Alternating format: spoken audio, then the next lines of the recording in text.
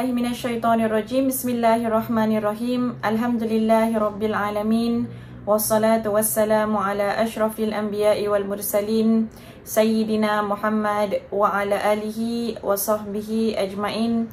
Qala rabbi shrah li sadri wa yassir li amri wahlul 'uqdatam min lisani yafqahu qawli. Assalamualaikum warahmatullahi wabarakatuh. Apa khabar muslimat semua di rumah? Semua sihat? Alhamdulillah Alhamdulillah. Walaupun kes makin meningkat dan kita lihat ramai yang kita kenal ada quarantine order ataupun leave of absence, ataupun mungkin mereka sendiri dah ada COVID-19, ataupun kita sendiri mungkin kita dah menghidapi COVID-19. Ini semua adalah ujian daripada Allah SWT. Dan ujian ni kalau kita nak tengok, dia ada satu ujian ataupun hukuman. Kalau dia mendekatkan diri kita kepada Allah SWT, maka ia adalah satu ujian. Ujian ni walaupun dia nampaknya buruk, dari luar tu kita nampak buruk, tapi kita melalui ujian ini, kita lagi dekat dengan Allah SWT, maka ujian ni adalah ujian yang baik untuk kita. Walaupun luarannya nampak yang dia adalah sesuatu yang tidak baik. Tetapi kalau kita ada satu ujian, tapi dengan ujian ni kita makin jauh daripada Allah SWT. Ujian ni tak semestinya ujian yang buruk, ujian yang baik. Diberikan kemewahan, diberikan kesihatan, itu adalah ujian-ujian yang baik. Tetapi dengan ujian ni kita makin jauh daripada Allah SWT. Maka ujian ni sebenarnya kita kena introspeksi diri. Ini yang kita takut. Jangan sampai kita melalui ujian-ujian yang mana ujian buruk ataupun ujian yang baik, tapi kita lebih jauh daripada Allah SWT. Mudah-mudahan kita semua termasuk orang-orang yang mana kita diberikan ujian, tapi dengan ujian kita lagi dekat dengan Allah SWT. Jadi ujian ni kita sebenarnya mendorong kita kepada sukses. Ujian ni dia dekatkan diri kita dengan syurga Allah SWT. Betul tak? Jadi kita tengok minggu lalu ada beberapa perkara yang kita bincangkan mengenai kematian kan. Kematian itu hak, kematian itu akan terjadi. Kita tak dapat nak lari daripada kematian tu, tak dapat. Tapi kita tak tahu mana yang baik, kematian sekarang atau kematian nanti, ataupun apa yang terjadi pada diri kita. Mungkin luarannya nampak buruk, tetapi sebenarnya dia adalah sesuatu yang baik untuk kita. Saya nak ceritakan satu. Saya rasa saya dah pernah ceritakan minggu lalu, tapi memang Masya Allah, saya baca lagi, saya rasa memang Masya Allah. Ada Wahab bin Munabbih menceritakan pada suatu hari malaikat maut mencabut nyawa seorang penguasa yang zalim. Dia Masya Allah, dia memang penguasa yang zalim. Apabila malaikat maut naik ke atas langit, malaikat-malaikat yang lain bertanya kepada malaikat maut ni, di antara orang yang pernah kamu cabut nyawanya, siapa yang paling kamu kasihani? Subhanallah, malaikat maut pun ada orang yang mana malaikat maut bila ketika nak ambil nyawanya, malaikat maut rasa kesian dengan orang itu. Jadi malaikat-malaikat lain tanya malaikat maut, ada tak pernah yang paling kau kesian sekali nak ambil, nak cabut nyawa tu? Nak cabut tapi paling kesian. Subhanallah. Apa kata malaikatul maut? Malaikat maut menjawab, aku pernah disuruh mencabut nyawa seorang perempuan di padang pasir. Ketika aku datang, dia baru sahaja melahirkan seorang anak laki-laki. Subhanallah. Wanita yang baru melahirkan, kita tengok kalau wanita yang baru melahirkan, malaikat maut sendiri rasa kesian nak ambil nyawa wanita ni yang baru lahirkan. Sebab bayi ini dia kalau dah diambil nyawa ibunya, bayi ini tidak ada orang lagi dekat padang pasir. Subhanallah. Aku berasa kesian kepada perempuan itu kerana ia hidup terpencil, dan juga kepada anak-anaknya yang masih bayi. Pasti ia tidak ada yang merawatnya di tengah-tengah ganasnya padang pasir. Tahu tak apa para malaikat tu tadi bilang malaikat maut? Malaikat maut kan kata yang paling dia kesiankan bila dia nak ambil nyawa adalah wanita ini, sebab kesiankan baby tu, baru mak dia lahirkan dia, mak dia dah meninggal dunia. Apa kata para malaikat? Para malaikat kata, yang tadi kau baru ambil nyawa orang zalim kan, satu penguasa ni maksudnya macam satu king, satu ruler, satu yang orang yang ada kuasa yang zalim. Tadi kau baru ambil kan nyawanya. Tahu tak, yang nyawa yang orang zalim tadi, yang penguasa zalim tu, itulah anak kecil yang kamu kesian tadi. Yang kamu kesian hari tu itulah anak kecil tu. Subhanallah. Maksudnya anak kecil yang malaikat maut kesiankan, dia membesar menjadi seorang penguasa yang zalim. Ini memberitahu kita yang kita ni sebenarnya tidak tahu apa-apa. Kita tidak tahu mana yang baik, mana yang tak baik, kita tak tahu. Ada yang banyak mesej saya, subhanallah. Ustazah, saya kalau dapat ujian, saya ni rasa macam rasa kesal ada, rasa kecewa ada. Kecewa dengan apa? Kecewa dengan takdir Allah SWT pun ada. Kadang-kadang kecewa, kenapa saya? Kenapa ujian ni? Kenapa macam gini? Sebab kita tak tahu. Kita memang tak tahu. Kita benar-benar tak tahu. Dan kita kalau sebagai manusia, kita paksa diri kita nak tahu juga. Apakah hikmah yang kenapa ini terjadi dengan aku? Kenapa kita? Ada benda yang mana kita nampak hikmah.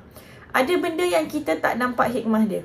Dan kita tak akan nampak hikmah dia. Mungkin kita nampak hikmah dia nanti bila kita dah meninggal dunia. Mungkin nanti bila kita dah jumpa syurga, kita dah jumpa Allah SWT, baru kita tahu, oh patutlah. Baru kita tahu. Bila kita nampak, tingginya darajat aku. Tingginya darajat aku. Tengok bawah, kenapa ada orang lain yang lagi rendah? Kenapa darajat aku ni terlalu tinggi? Sebab banyak ujian yang kita lalui dekat dalam dunia ni, Allah tinggikan darajat kita. Baru kita faham. Baru kita faham. Mungkin sekarang kita tak faham. Mungkin tempatnya bukan dunia untuk kita faham hikmah apa yang terjadi pada kita. Mungkin manusia kata, hikmah ni adalah ini, hikmah ni. Tapi sedikit saja. Hikmah sepenuhnya kita tidak tahu. Subhanallah. Jadi tawakallah kepada Allah SWT. Apa yang terjadi pada kita, ujian macam mana berat pun, subhanallah, ada sesuatu yang Allah nak uji kita, nak dekatkan diri kita kepada Allah SWT. Ada sesuatu. Jadi ujian kita semua berbeza-beza. Sebab kelemahan kita berbeza-beza, kekuatan kita berbeza-beza. Dan Allah SWT nak kita jadi orang yang lebih kuat, lebih mendekatkan diri kita kepada Allah SWT. Kadang-kadang muslimat, dalam kelemahan itulah ada kekuatan. Dalam kita sakitlah kita dapat kekuatan untuk berdoa kepada Allah SWT. Dalam kita sedang meraung sakitlah kita dapat ingat Allah SWT. Kadang-kadang kita bahagia sangat, kita tak ingat Allah SWT. Kadang-kadang kita dapat segala-galanya, kita dapat semua kemewahan, kita lupa kepada Allah SWT. Jadi kita kena ingat sangat dengan kematian. Kenapa? Kerana kematian itulah putus nikmat. Kita dah belajar, kematian tu putus nikmat. Jadi kita bahagia macam mana pun, happy macam mana pun, kaya macam mana pun, cantik macam mana pun, kita pasti ada sesuatu yang akan putuskan nikmat kita di dunia ini, iaitu kematian. Dan itu adalah pasti. Al-maut haq, akan datang. Kullu nafsin dha'iqatul maut. Setiap yang orang namanya bernyawa itu pasti akan berjumpa kematian. Jadi bila kita ingat kematian, kita tahu, oh subhanallah, ini temporary sahaja. Yang kita menderita pun temporary, yang kita bahagia pun temporary. Jadi bila kita ingat kematian, kita lagi dekat kepada Allah SWT.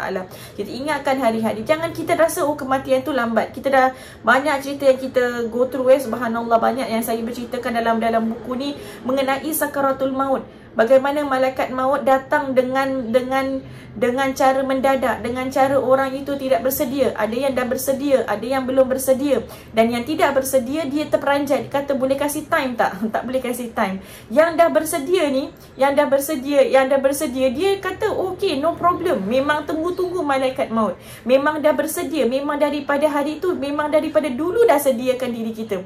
Jadi sediakanlah diri kita muslimat. Bayangkan diri kita sebagai jenazah. Bayangkan diri kita ni orang berkerumun, anak-anak, cucu-cucu, suami, duduk sebelah. Bayangkan kita ni dah tak boleh berbual dengan mereka. Bayangkan kita ni dah kaku. Bayangkan kita tak dapat nak cakap, nak luahkan perasaan kita kepada mereka sebab kita dah jadi jenazah. Bayangkan muslimat, orang semua datang. Bayangkan kita atas katil ni, kita terbaring. Datang sepupu kita, datang saudara kita, datang semua orangnya datang nak ziarah kita. Semua lihat muka kita untuk terakhir kali lihat muka kita. Ada yang cium dahi kita. Kita dah tak dapat cakap dah. Selamat datang, terima kasihlah datang. Tak dapat datang. Kita nak menjamu kita punya tetamu-tetamu pun tak boleh. Kita kaku sahaja. Nak join conversation diorang pun tak boleh sebab kita dah kaku. Kita dah jadi jenazah. Waktu tu akan datang. Waktu tu akan tiba. Saya dengan muslimat, semua kita ni akan jadi satu kaku macam gini. Dah tak dapat nak cakap. Sekarang boleh cakap, sekarang boleh bergerakkan tangan, sekarang boleh buat ni. Tapi hari tu dah tak boleh buat apa-apa. Bayangkan muslimat. Hari-hari bayangkan. Apabila kita bayangkan dan kita internalize, kita menghayati fakta tu, kita masukkan dalam jiwa kita, memang satu hari aku akan putus, nikmat-nikmat ni semua akan putus. Kita akan jadi lebih nak siapkan diri kita. Baik aku siapkan. Di dunia ni masanya cepat di muslimat, 24 jam cepat sangat.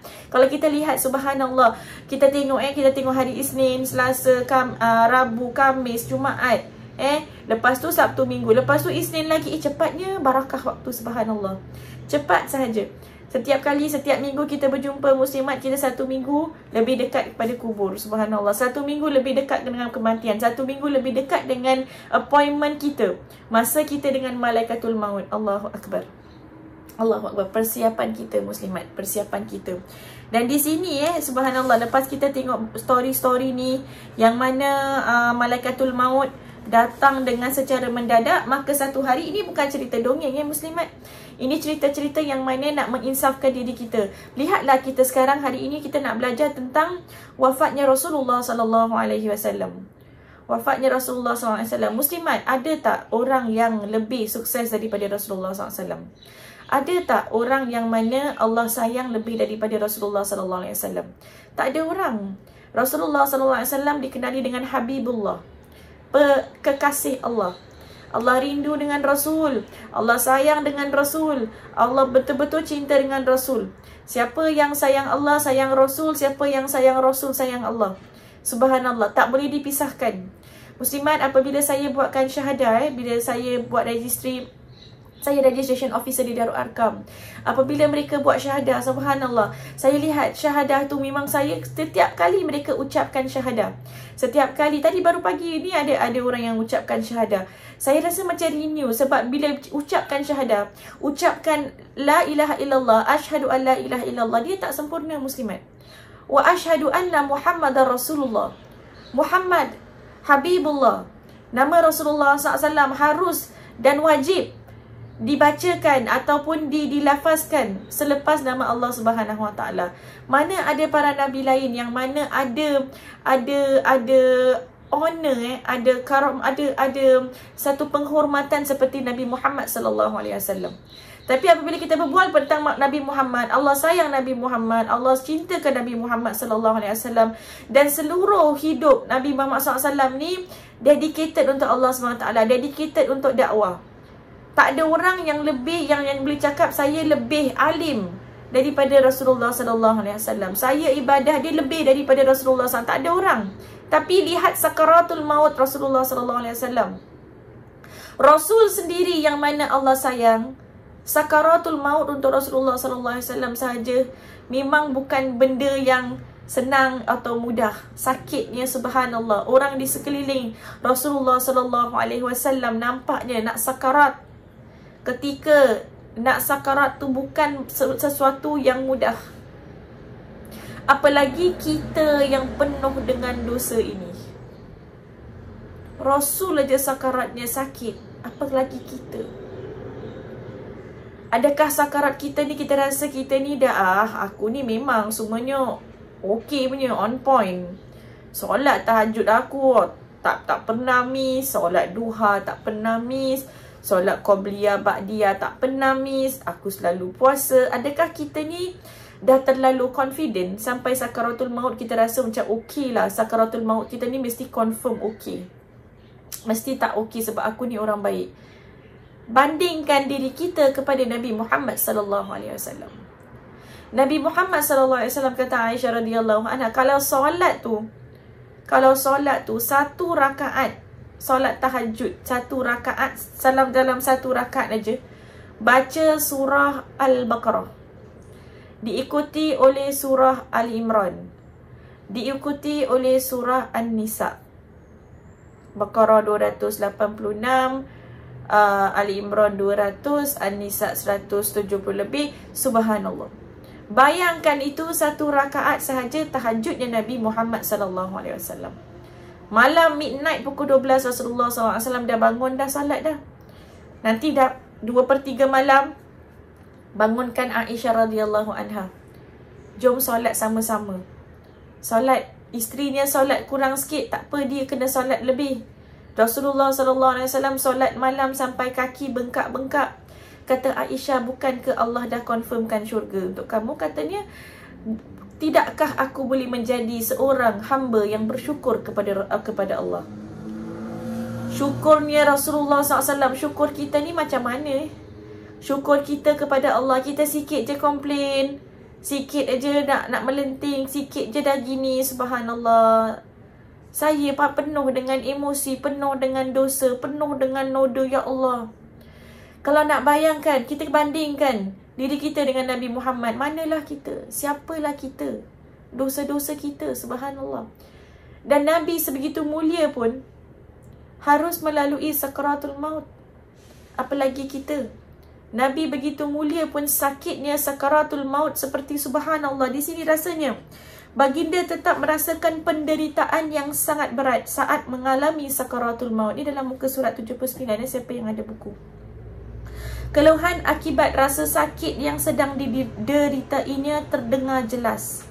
Kegelisahannya memuncak dan suaranya bertambah keras ketika mengerang. Warna kulitnya berubah, dahinya basah oleh keringat dan tarikan nafasnya tersengal-sengal menggoncangkan tulang-tulang rusuk kanan dan kiri. Sehingga orang-orang yang hadir pada saat itu turut menangis menyaksikan baginda berjuang melawan rasa sakit. Nabi Muhammad SAW sendiri je rasa, ya Allah, subhanallah, sakaratul maut. Apalagi kita muslimat. Apalagi kita muslimat, subhanallah. Jadi kita ni, apa yang kita nak banggakan dalam dunia ni sebenarnya? Tak ada amalan yang kita dapat kata confirm kita ni, oh sakaratul maut aku ni okey je. Sampai kita cakap nanti aku mati aku tahulah kan. Jawab dengan Allah, jawab dengan malaikatul maut, kubur aku lah. Apa yang kau kisah? Kita mampu ke cakap macam itu kalau ada orang tegur kita, ada orang dia berpesan dengan kita supaya buat baik. Kadang-kadang kerana ego kita tak dapat terima. Kita tak dapat terima. Aku punya pasal lah. Bukan kita punya pasal. Orang tu sayang kita, dia tegur kita, muslimat. Kadang-kadang kita ni ditegur, susah nak terima. Sebab apa? Sebab ego, muslimat. Kita ni manusia ni tak suka ditegur. Tapi ambillah, fikir sejenak. Kenapa orang tu tegur aku kadang-kadang? Kadang ada orang tegur, mungkin cara pakaian kita ni, tutup aurat ni kurang sempurna. Ada orang tegur, kau janganlah ambil gambar letak dekat Facebook ke Instagram. Cara kau pakai baju ni kurang sopan. Tak tutup aurat. Mungkin tudung kurang labu. Mungkin nampak buah dada bentuknya. Mungkin nampak apa. Oh, kita kata aku punya pasal lah. Apa kau kisah? Kau jaga je lah kau punya keluarga sendiri. Kau jaga diri. Sendiri ada dosa-dosa sendiri. Apa kita ni boleh ke cakap macam gitu? Padahal orang tu sayang. Mungkin Allah hantar dia untuk tegur kita. Sebab Allah sayang kita. Setiap teguran yang kita dapat adalah tanda Allah masih kisah dengan kita. Allah masih prihatin dengan kita. Allah masih nak kita berubah. Ambil teguran tu.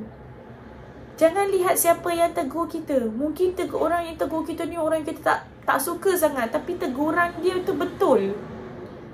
Kita ambil teguran dia memang betul. Aku ni, aurat aku ni tak tutup betul. Subhanallah. Ambil teguran ni. Orang ni sayang aku.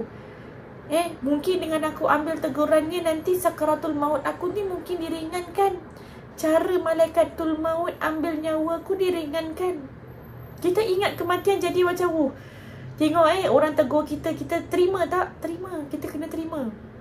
Susah tak? Susah. Nak terima teguran tu bukannya senang. Apalagi kalau terima teguran daripada orang yang lebih muda daripada kita. Mungkin teguran kita terima daripada anak-anak kita sendiri. Senang tak? Susah. Kadang-kadang muslimat, kita ni makin berumur, makin umur meningkat, makin kadang-kadang kita punya perangai makin kelakar-kelakar keluar. Betul tak? Macam budak-budak pun ada. Makin dah kita nak putuskan silaturahim. Macam budak-budak main, tak main besok. Dah tak nak friend, tak nak. Makin macam gitulah. Ni ujian muslimat. Ujian kita. Kadang-kadang kita dah berumur, kita makin lagi banyak ujian. Anak-anak kita memberi ujian. Menantu-menantu kita memberi ujian. Cucu-cucu kita memberi ujian. Kita kalau dah berumur, kita kena pandai bawa diri. Pandai dah manage. Kita jangan sampai kita seperti anak-anak kecil. Jangan sampai begitu. Kadang saya ada muslimat yang kata saya ada masalah dengan mak mertua saya, dengan menantu saya, dengan suami saya, dengan anak lelaki saya. Kita kena pandai mature. Mencut. Kita kena mencut. Ada sampai menantu yang mana komplain pasal mak mertua saya ni, dia tak berikan saya apa-apa pilihan nak buat untuk diri saya. Ini semua mak mertua saya kata, suami saya kena dengar mak mertua saya, sebab ini syurga di bawah tapak kaki dia. Saya stres. Ni memang bukan saya buat-buat cerita, memang saya terima ni soalan-soalan ni. Kita kalau ibu mertua muslimat, jadilah ibu mertua yang sayang dengan menantunya. Jadilah ibu mertua, jadilah bapa mertua yang relax, yang chill, yang tak macam streskan anak-anak, yang tak streskan menantu-menantu. Jadilah. Sebab kita lebih berumur daripada menantu kita. Kita lebih berumur daripada anak-anak kita. Jadi kita lebih mature daripada mereka. Betul tak? Kita lebih makan garam. Jadi kita ni lebih dekat dengan kematian daripada mereka sebenarnya. Jadi kita jadilah orang-orang yang mature. Orang-orang yang mana kita, tak apalah, ini anak engkau, ini keluarganya, kita tak kacau. Tak kacau. Suami isteri jangan kita sikit-sikit tak boleh, nak kena dengar ni gini. Ada cerita ni semua, kita rasa ni kenapa kita nak susahkan orang-orang. Nanti satu hari bila kita meninggal dunia muslimat, yang mandikan kita adalah dia juga, anak kita ke, anak perempuan kita ke, menantu kita ke. Subhanallah, ni semua kita ingatkan mengenai kematian. Kita rasa macam tak payahlah, aku tak payah sombong. Apabila ditegur, aku terima. Dan kita pun bila tegur orang, jangan tegur sampai melampau. Jangan sampai dia pun rasa, mak, asyik tegur je makcik ni. Kalau jumpa aku je, kalau WhatsApp tu kan, dekat grup hantar benda itu je, macam ada sindir-sindiran. Itu tegur yang tidak manfaat sebenarnya, sindir-sindiran. Subhanallah. Jadi banyak kita ingatkan tentang kematian, dan kita banyak terima teguran daripada orang, dan kita banyak introspeksi diri. Orang tegur kita, tanda Allah sayang kita. Okey. Jadi kita lihat, malaikatul maut tidak lihat Nabi atau tidak. Kalau dah datang ajalnya, maka dia akan ambil nyawa Rasulullah sallallahu alaihi wasallam. Jadi di sini ada sesuatu yang ngeri, yang mana Imam Al-Ghazali bilang, kita ni semua harus yakin dan yang kita ni akan melalui neraka. Kita semua akan diperlihatkan neraka. Dan kita semua kena takutkan akan nak pergi neraka. Dan orang-orang yang keluar daripada neraka, orang-orang yang dapat lepas daripada neraka, tak masuk neraka, adalah orang-orang yang satu je ciri dia Allah berikan. Orang-orang yang takwa. Orang-orang yang bertakwa. Tu je. Kalau tak ada, neraka tempat dia. Jadi kita fokusnya, kita ni Imam Al-Ghazali ajar kita, fokus yang kita ni semua sebenarnya ada neraka depan kita. Macam mana kita nak lari daripada neraka? Takwa. Jadi kita ni sekarang ni semua dah heading neraka. Jadi tak nak pergi neraka, kena ada takwa. Kadang-kadang kita tengok syurga lah, dosa sikit je, tak apa, nanti Allah maafkan, tak apa, pergi. Rahmah Allah kan rahmah. Tak, kata Imam Ghazali, bayangkan kita semua dah nak pergi neraka ni. Bayangkan. Boleh hidup tenang tak? Saya rasa tak tenang, subhanallah. Tapi that's why kita kena, aku ni, kalau tak ada takwa, aku akan pergi neraka. Jadi tak boleh, aku nak kena escape daripada neraka, nak kena ada takwa. Allah berfirman dalam surah Maryam, ayat 71 hingga 72. A'udzubillahi minasyaitonirrajim. Wa in minkum illa wariduha. Dan tidak ada seorang pun daripada kamu melainkan mendatangi neraka itu. Kita semua akan melalui neraka. Kana ala rabbika hatman maqdiya. Hal itu bagi Tuhanmu adalah suatu kemestian yang sudah ditetapkan. Kita semua akan lalui neraka. Thumma nunajjil ladzina ittaqaw wa nadharu adh-dhalimina fiha jithiya. Kemudian kami akan menyelamatkan orang-orang yang bertakwa dan membiarkan orang-orang yang zalim di dalam neraka dalam keadaan berlutut. Allahu Akbar. Nampak tak? Semua akan lalui neraka. Atas siratul mustaqim, atas neraka. Semua kita akan nampak, akan dapat tahu neraka tu macam mana ngeri. Tapi yang dapat escape cuma satu je, orang-orang yang bertakwa. Dan orang-orang yang bukan bertakwa, orang-orang yang zalim, orang-orang yang dia mengambil hak orang lain, orang-orang yang dia tidak ada muamalah yang baik, subhanallah, maka dia akan ditinggalkan dalam neraka dalam keadaan berlutut. Orang yang keadaan berlutut, dia menyesal. Pernah lihat tak orang yang dia dah lari-lari, lepas tu tempat yang dia nak keluar tu dah tutup. Kita tengok filem-filem, dia dah pasrah, apa dia buat? Dia berlutut. Orang yang pasrah, orang yang berlutut adalah orang yang dia menyesal. Jadi kita kena fokus kepada takwa. Dan Allah SWT kan bilang yang wa khairuz zadi taqwa.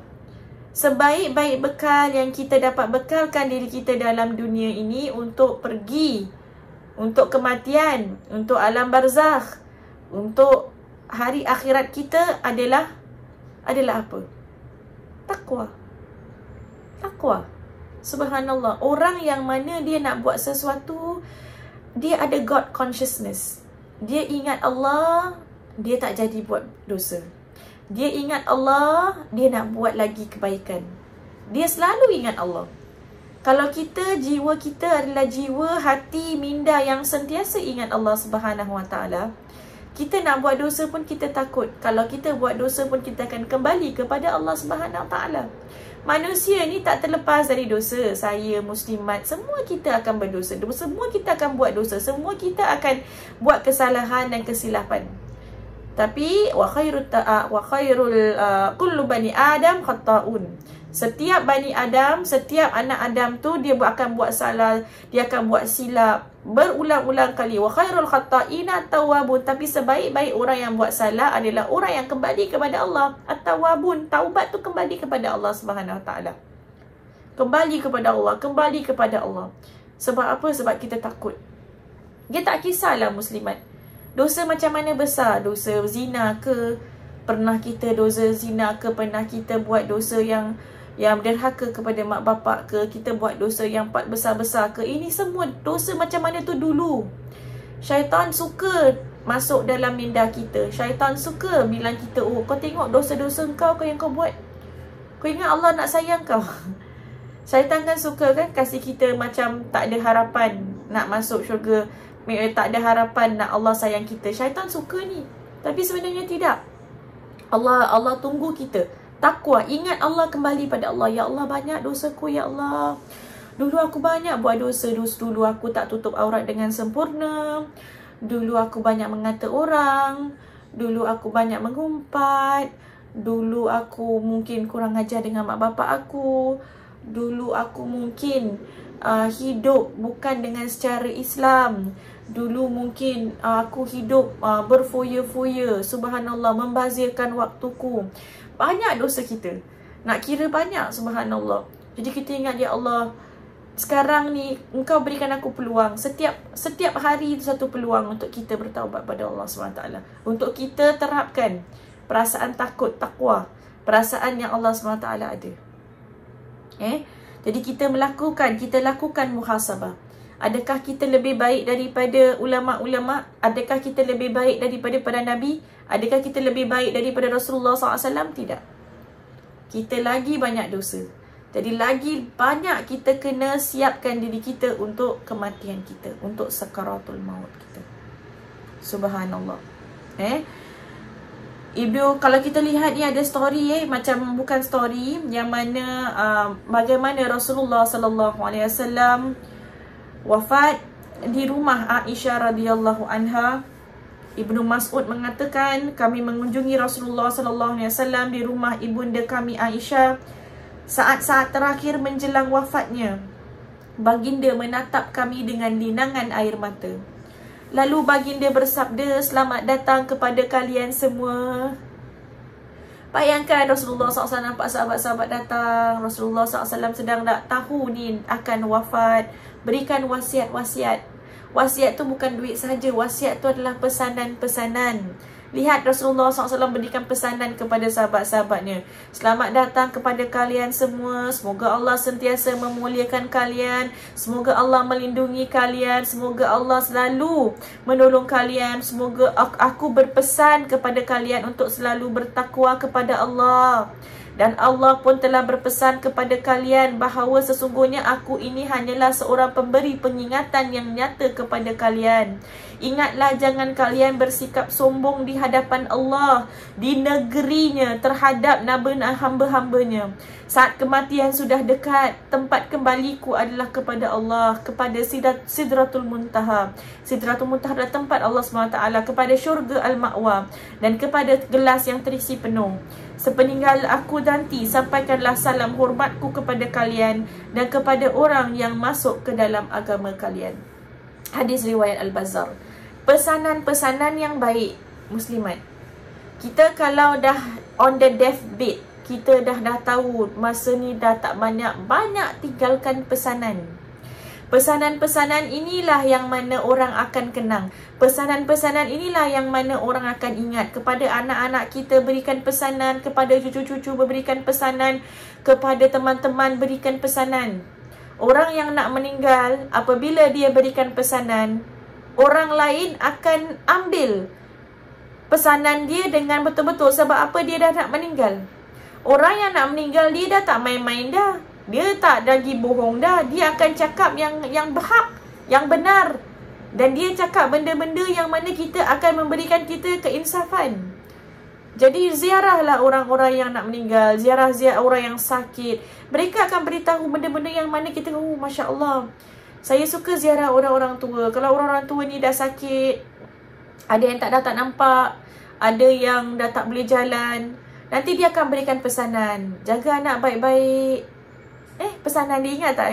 Jaga anak baik-baik, jaga suami baik-baik, jaga rumah baik-baik, solat jangan tinggal, kan?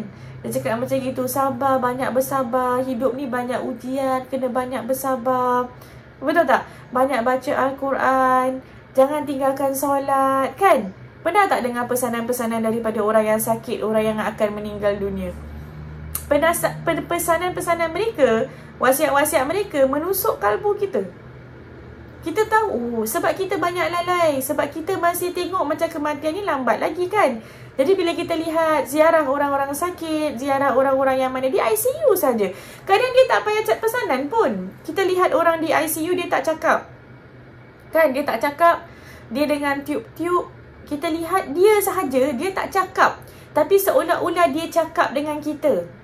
Subhanallah, kan? Seolah-olah kita ni dapat banyak pengajaran. Masuk dalam hospital, masuk dalam ICU, lihat tubuhnya, lihat badannya, lihat macam mana dia breathing, lihat semua segala-gala tube dia, lihat macam mana dia tak dapat nak buka mata dia, macam mana dia tak dapat nak bercakap. Itu saja dah memberikan kita pengajaran yang menusuk kalbu kita, yang menginsafkan diri kita. Subhanallah. Tapi kenapa? Sebab manusia ni lalai. Dia ingat sekejap je, lepas tu keluar pergi shopping mall, dah lupa lagi, kan? Syaitan buat dunia. Pergi sana lagi, dah lupa lagi dunia. Kita lupa lagi. Saya kita selalu perlukan peringatan kerana peringatan mengenai kematian. Dan nanti insya-Allah minggu hadapan kita akan sambung tentang bagaimana ataupun saat-saat terakhir sebelum Rasulullah sallallahu alaihi wasallam wafat. Malaikat yang turun, malaikatul maut yang memberikan masa, malaikat Jibril yang berbual dengan Rasulullah sallallahu alaihi wasallam. Lepas tu bagaimana Aisyah radhiyallahu anha bersama dengan Rasulullah sallallahu alaihi wasallam. Bagaimana pula reaksi ataupun reaksi teman-teman, sahabat-sahabat, Umar ibn al-Khattab, Abu Bakar, Ali, Uthman ibn Affan. Macam mana reaksi dia, subhanallah. Ni kita dah Rabiul Awal, di ambang pintu. Jadi kita belajar mengenai Rasulullah sallallahu alaihi wasallam, insya-Allah. Minggu hadapan nanti insya-Allah kita akan belajar mengenai wafatnya Rasulullah sallallahu alaihi wasallam. Okey, insya-Allah muslimat, kita di sini sahaja kita akhir. Semoga dapat manfaat daripada sedikit sebanyak pengajaran dan sedikit sebanyak peringatan yang kita dapat pada kuliah hari ini. InsyaAllah kita continue lah, kita mana yang kita dapat dengar kuliah-kuliah kita dengarkan. Mana yang kita dapat belajar online, kita belajar. Sebab kita semua sekarang tengah online, kita dah tak dapat physical class. Jadi kalau online janganlah buat kita macam susahlah ustazah online, saya bingung lah ustazah online. Kita nak kena paksa diri kita pergi online dah. Kena paksa dah, muslimat dah tak boleh kita rasa tak sukalah online ni tak.